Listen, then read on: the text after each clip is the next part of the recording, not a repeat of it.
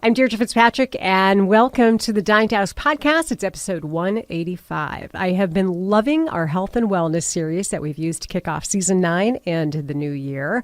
And this has been a series where we've taken a look at ways to make those New Year's goals of self-improvement a little bit more possible, actually give them a shot at actually happening. So we have looked at all kinds of things over the last 2 months, but today's guest is not going to look at what you eat, doesn't care when you work out, doesn't care how often you work out. Today's guest is looking at the words that come out of your mouth and how they impact your mindset. Specifically, one word. The word is should, as in I should. I don't even have to finish that sentence, and you probably already start getting a feeling when you say I should. Shoulding is a creativity killer, and it's an anxiety booster. My guest actually calls the word should the most stressful word in the English language. Dr. Ron Alexander is a psychotherapist. He has 2 PhDs, one in human behavior, another one in psychology. He is a licensed marriage and family therapist. He's an adjunct professor at UCLA Extension. He's taught at Pepperdine, and he runs something called the Open Mind Training Program. It is personal development that relies on mindfulness-based therapy and meditation. Now, these days, everyone is preaching meditation and mindfulness, but Dr. Alexander was one of the first to make that connection to creativity back in the late 70s. He was living in the LA area, and a lot of his clients were in the entertainment world or trying to become. So he's working a lot with musicians and movie executives. And his open mind training techniques had an unexpected benefit for a lot of those people. And what happened was it made them a lot more creative. So things that they had maybe been turning to be creative, i.e. drugs and alcohol, not so good for you. So he taught them these other things that all of a sudden started opening up their minds, obviously in a less intrusive way. So years later, Dr. Ron is basically a go-to for not only Hollywood types, but now big tech companies like Apple and Sun Microsystems have turned to him. He's the author of several books. His latest is called Core Creativity, The Mindful Way to Unlock Your Creative Self. Get ready for some incredibly interesting stories. He starts dropping names and you're like, oh my gosh, seriously? Oh yeah, he really did. On this Dying to Ask, the impact saying I should has on your mindset. If should is the most stressful word in the English language, what do you think the second most stressful is? You use it all day long, at least I do. How can you stop saying should and get yourself out of that stress loop? And what can you expect to happen in your brain and to your stress levels if you ditch shoulding? Dr. Ron Alexander is my guest this week on the Dying to Ask podcast. Have you ever wondered how did they do that? I do all the time. I'm Deirdre Fitzpatrick, and Dying to Ask is the podcast that gets me off a TV news set and into candid conversations with authors, entrepreneurs, athletes, and influencers I have been dying to talk to. Soak up the motivation that comes from learning how other people live their lives, how they take an idea or a goal, they follow through, and they pull it off. And maybe along the way, I'll get some answers to questions you've been dying to ask. Dr. Alexander, welcome to the Dying to Ask podcast. Oh, thank you. Happy to be here. Oh, great. Well, I think you have one of the most interesting bios I've ever read. You're a creativity consultant. When you tell somebody that at a party, how do they usually respond? They immediately want to know if I can help them get a job. Well, you do work in Hollywood, so that's probably right. Right. Most of the time. What does that mean? Explain to people what it is that you've been doing over the last 46 years. Well, I started in 1978 at the Center for Health and Healing associated with the Cedars-Sinai Medical Office Towers. And in my very first month of private practice, I was teaching mindfulness meditation and yoga. And the wives would come in for the weekly classes, and then they would start to send their husbands who were working in film, TV, music. They would be in bands, and they would be all stressed out. Some would be bipolar, manic depressive. And so they would send them in to me to start working with to help enhance their sense of self and well-being and bring more creativity and relaxation to them.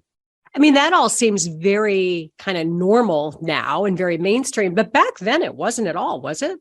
Oh, no, we were considered heretics. And the early pioneers, we literally were involved in the very first wave of all this kind of meditational and mindfulness thinking, and how to create holistic health and bring that to medicine. And so as you started watching all of these creative minds doing the yoga, doing the meditation, doing the mindfulness, what were the things you started seeing happen when it came to creativity? Well, the most important thing was that once I started to teach them how to do mindfulness meditation and then get out of their heads and off of their drugs, that their creativity doubled, tripled, quadrupled, and their sense of self and well-being became more enhanced. And the more that they practiced mindfulness meditation with me, and in those days I was doing yoga therapy in addition to psychotherapy, they stopped taking drugs when they were on the road, or they're playing in bands, or they were shooting a movie or doing a TV series. And they would go into their trailer, they'd give me a call. I'd spend 20, 30 minutes taking them through a guided meditation. They'd get off, they'd stand on the line, do their lines, and then come back, call me again and say, wow, that was fantastic. Wow. So what were you then learning about creativity and how it's unlocked during this time? I was learning something fascinating, which is our depressive states and anxious states don't necessarily derail us from becoming more creative. And very early on, I've had the opportunity to meet many individuals. And I met socially, and through actually the Meditation Society, the late, great Leonard Cohen, poet, singer, songwriter, and had many conversations with him. And I once asked him, I said, people always say that the brilliance of your creativity comes out of your depression. Is that so? And he went into deep reflection, because Leonard was a man of not many words. And he said, no, depression was a sea or an ocean that I swam in. But when I came out of the ocean and onto the beach, that's when the creativity unfolded. And I said, so what helps you to get out of the sea of depression or anxiety? And he said, mindfulness and Zen meditation. And spending time with exploring the richness of one's inner life. And Leonard spent a lot of time exploring his dreams, meditating. He went off to a Zen monastery up in Mount Baldy for 6 years at the peak of his fame and creativity. And then he came back, and then a couple of years later, he went on the road. I think he was 74, 76, and he stayed on the road for 6 solid years and had the largest grossing tour of his entire life. And I think it was the 4th or 5th largest grossing tour of that year. That's so fascinating. I feel like after the last couple of years, after, the pandemic and lockdown, and so many people feeling that a lot of their choices in life had kind of been put on hold, that there are a lot of people who have this need to create right now, who feel like they want to create, but they feel really locked because of the stress, the depression that maybe they've been experiencing over the last few years. So it strikes me that a lot of what you're talking about could be applied to the average person, not just these creative geniuses. Yes. And I spent the time in COVID and in lockdown, and really pretty much on a solitary retreat for 3 years, not socializing much. And I created my new book called Creativity. And so when people would call me, because I was doing coaching sessions and psychotherapy sessions, and they would say to me, I feel so depressed and I'm so anxious.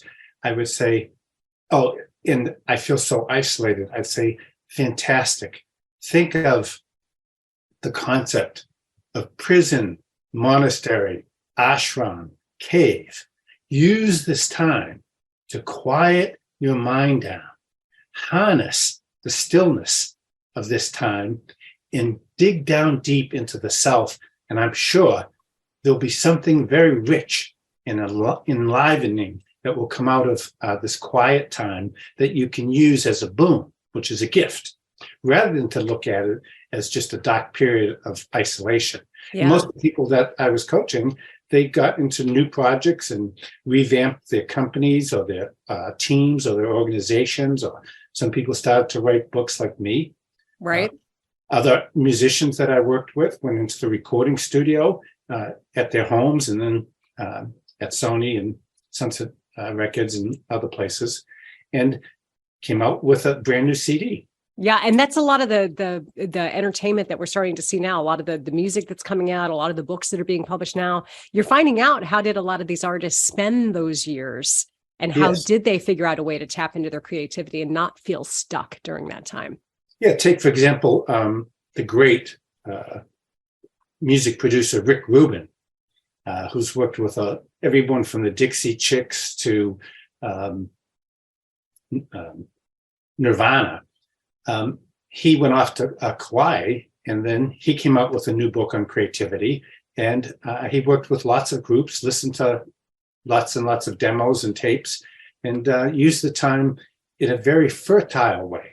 And see, Right. That's what's really important, is when we have quiet times, one should always think of the 4 seasons of life, that in the fall, things start to quiet down.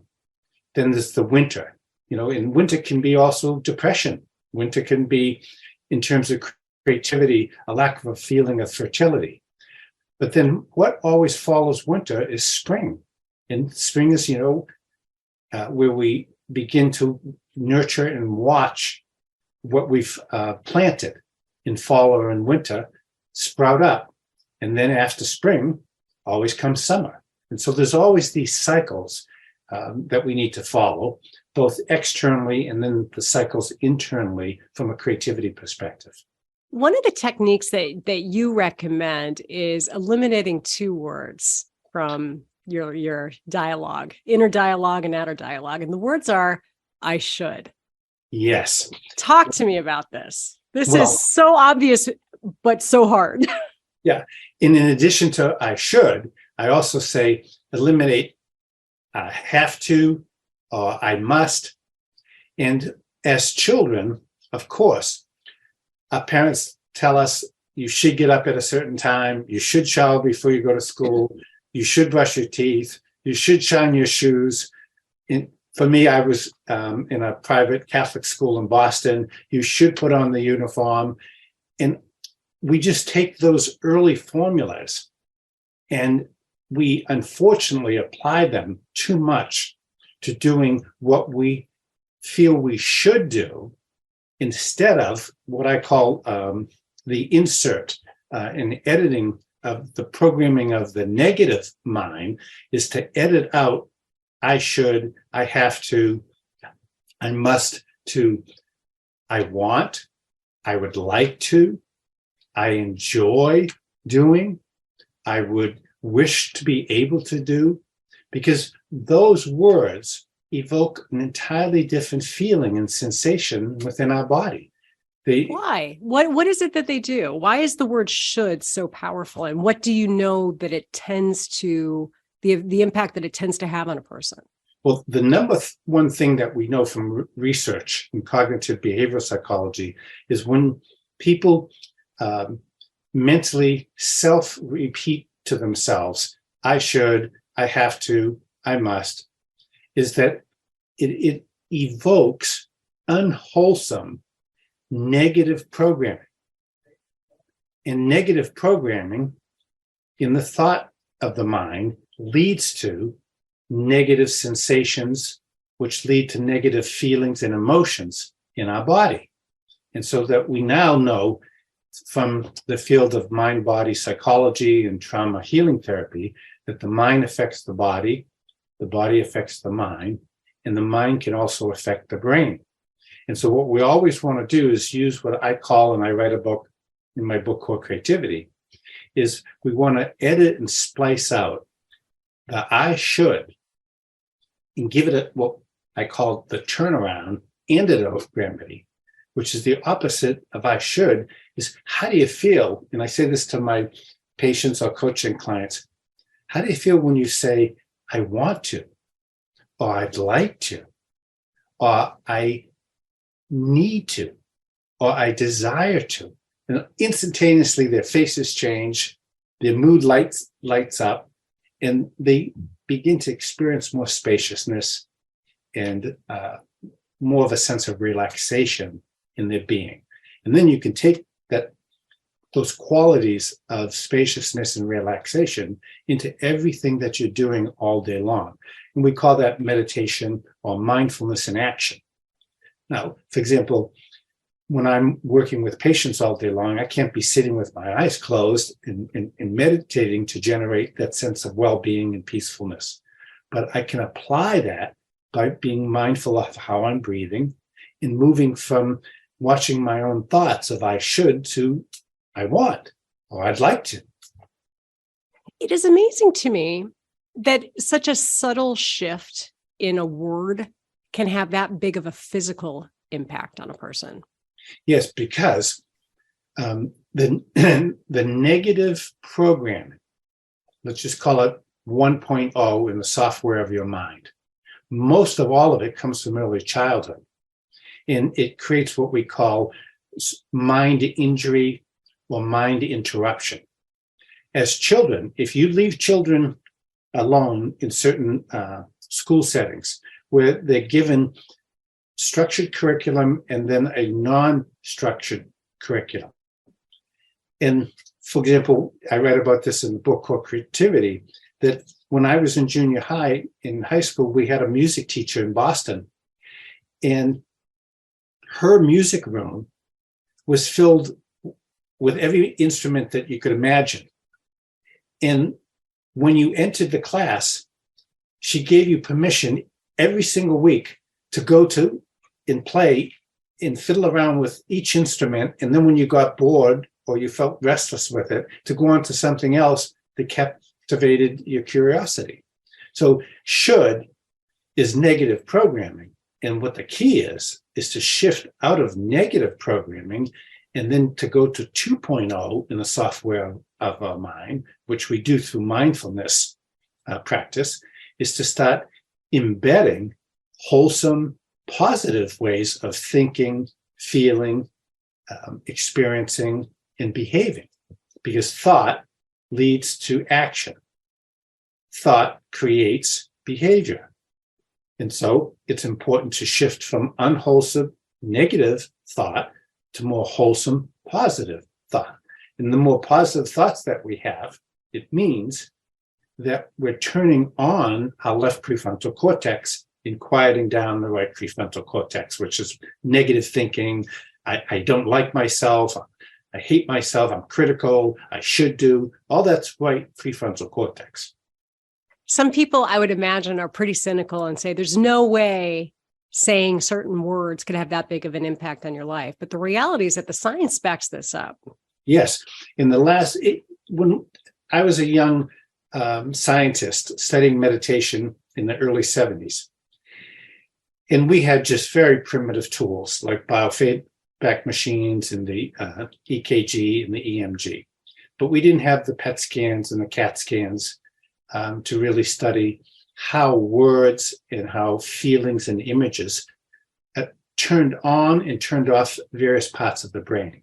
But in the last 15 years, particularly in the area of neuroscience and brain, mind, body research, we have the instrumentation of a CAT scan and a PET scan where we can ask you to invoke a negative image, and we can actually show you on the screen what aspects of your brain light up. And then we say, okay, now I want you to go into a compassion state or a state of gratitude. And it's just extraordinary, Deirdre, that the parts of the brain, the whole left prefrontal cortex lights up and the right prefrontal cortex quiets down. So science has come a long way. And most of the neuroscientists of extremely fascinated and interested.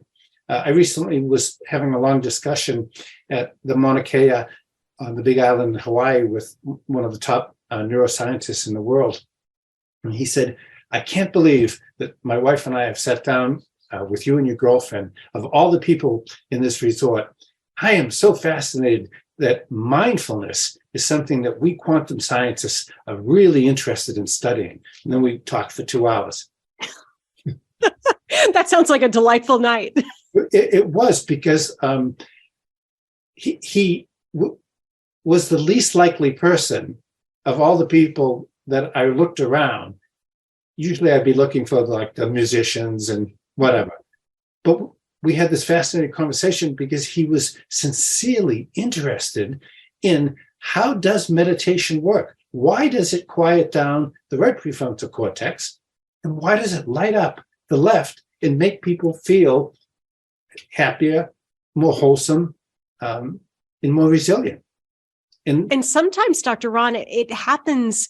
It's only a couple of minutes of, work to get there. Yes. To instantly give yourself that feeling of just a little bit of peace or space so that you can either think again, you can get your work done, you can go back to trying to be a good parent or trying to be a decent human being to the people around you.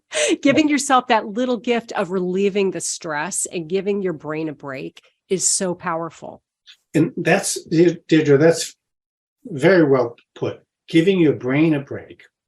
And one of the things that I suggest as a practical tool that everybody listening can do that doesn't take 20 minutes, because let's be honest, executives, people like yourself, mothers getting kids breakfast and off to school and picking them up at activities. There's so much that we should do, that we have to do. And taking a brain break, and I think I'm going to use that from now on. You can have it, Dr. Ron. Thank you. I like it. I like it.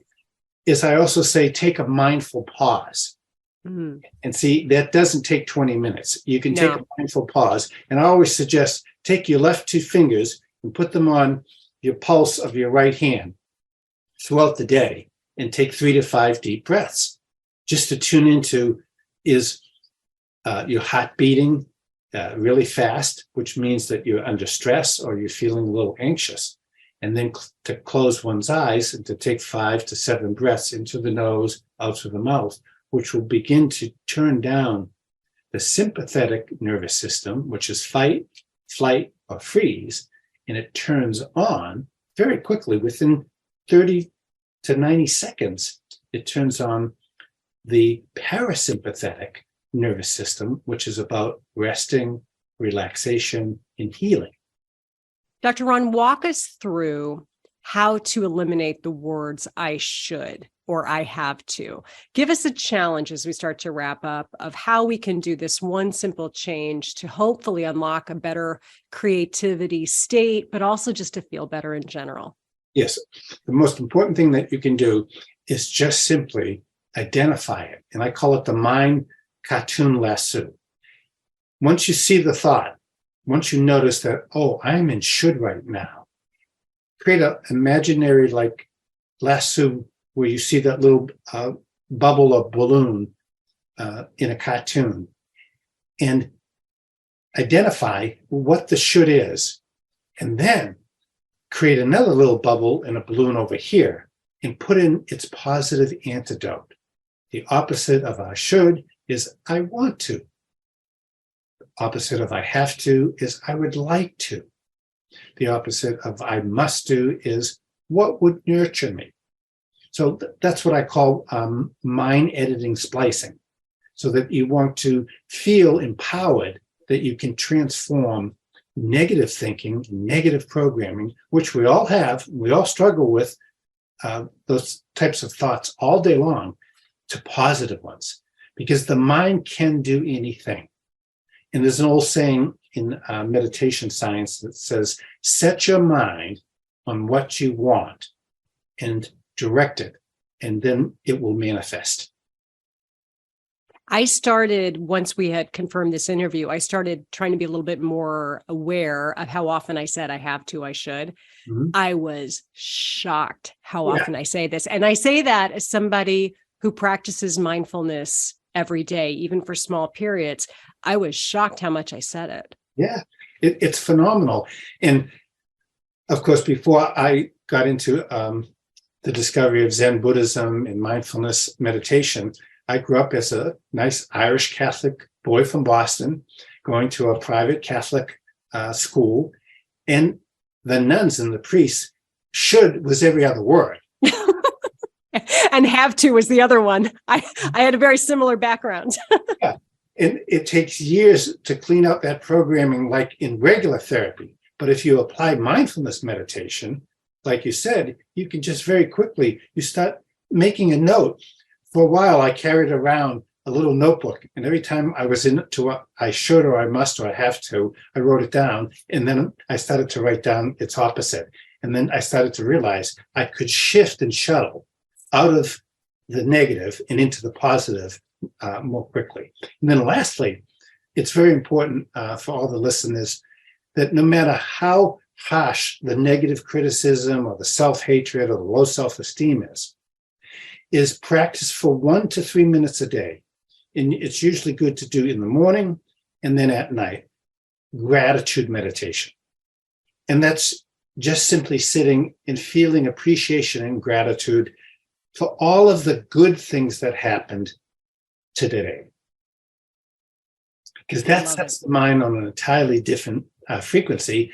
And in my body, when I practice gratitude meditation, I start to feel really, really good. And it generates experiences of happiness and the qualities of well-being.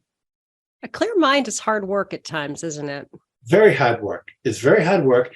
But the important thing to get is don't try to not have a clear mind. And don't try to not have negative thinking. Just notice the negative thoughts and then drop them. Or almost as if you could swish them over your shoulders into the background and then find that positive way of thinking, that positive emotion that you want to cultivate. The counters, let's say you get up and you feel sad. Well, we all feel sad sometimes. The opposite, though, of sadness is appreciation, joy. Dr. Ron, I could talk to you all day, but I'm afraid you're going to have to charge me a copay at some point. I'll give you a reduced rate.